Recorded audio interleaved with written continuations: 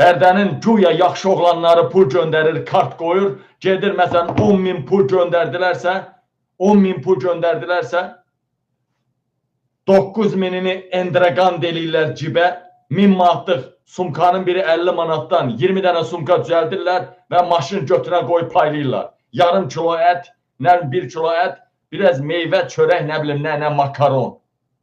Mən burada xalqı hakimiyyətdən tələb eləməyə səsləyirəm. Hakimiyyəti silkələsinlər, hakimiyyətdən istəsinlər. Bunlar da gedib cəmaatı ələ baxımlı örgədirlər. Xalqın yarısı cadugarlardadır, yarısı çöpçülərdədir, yarısı da belə sümsüklərdən imdad diləyirlər. Buradan bütün Rusiyada yaşayanlara deyirəm, başqa ölkələrdə yaşayanlara deyirəm.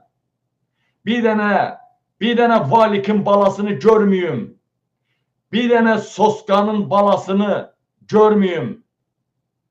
Anası, başısı, arvadı, qızı Soskalar. Üçüncü əldən kiməsə yardım eləməyin.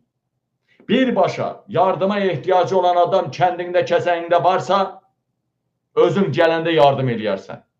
Öz qardaşını göndər, getsin, evini tiksin, nə eləyirsə eləsin.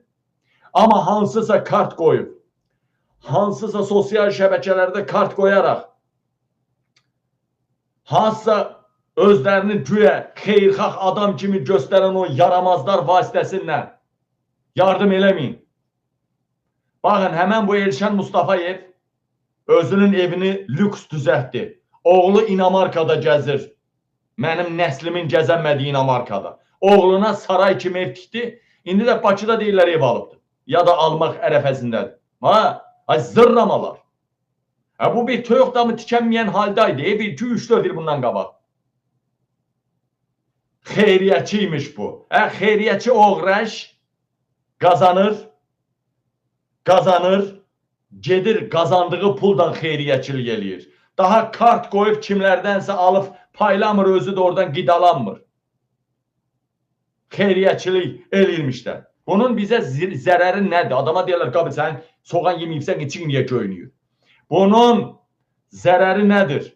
Bunun zərəri odur ki, xalqımı dilənçiliyə sövq eləyirlər. Ələ baxımlığa sövq eləyirlər. Vəssalam.